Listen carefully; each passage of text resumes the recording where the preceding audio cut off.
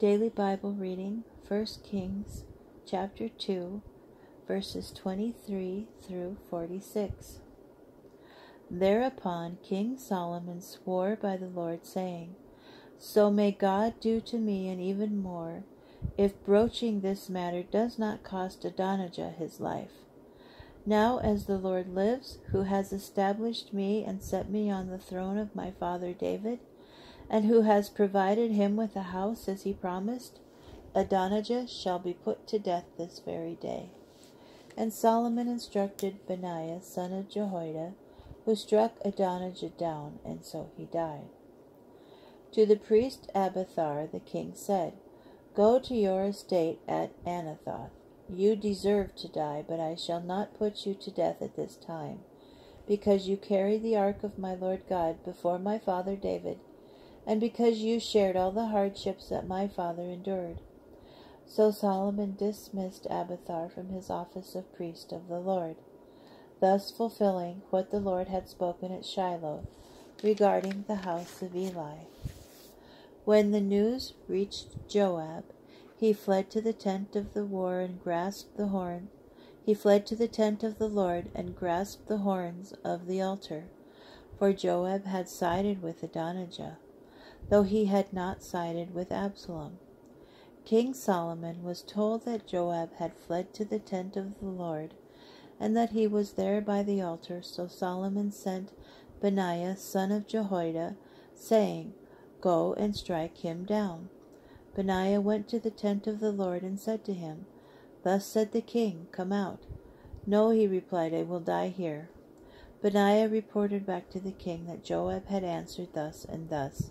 And the king said, Do just as he said, strike him down and bury him, and remove guilt from me and my father's house for the blood of the innocent that Joab has shed.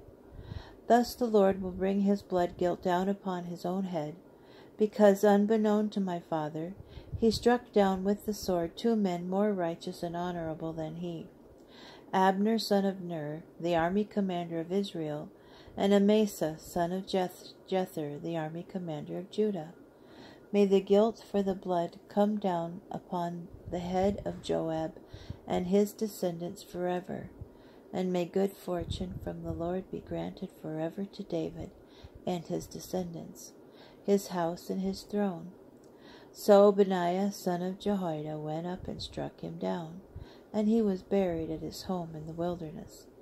In his place the king appointed Benaiah son of Jehoiada over the army, and in place of Abiathar the king appointed the priest Zadok. Then the king summoned Shimei and said to him, Build yourself a house in Jerusalem and stay there. Do not ever go out from there anywhere else. On the very day that you go out and cross the Wadi Kidron, you can be sure that you will die. Your blood shall be on your own head. That is fair, said Shimei to the king. Your servant will do just as my lord the king has spoken. And for a long time Shimei remained in Jerusalem. 3 years later, 2 slaves of Shimei ran away to King Achish, son of Maacah of Gath. Shimei was told, Your slaves are in Gath. Shimei thereupon saddled his donkey and went to Achish in Gath to claim his slaves. And Shimei returned from Gath with his slaves. Solomon was told that Shimei had gone from Jerusalem to Gath and back.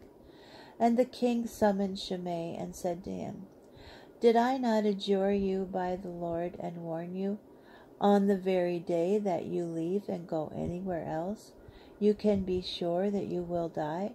And did you not say to me, It is fair, I accept? Why did you not abide by the oath before the Lord, and by the orders which I gave you? The king said further to Shimei, You know all the wrong, which you remember very well, that you did to my father David. Now the Lord brings down upon you your wrongdoing and upon your own head.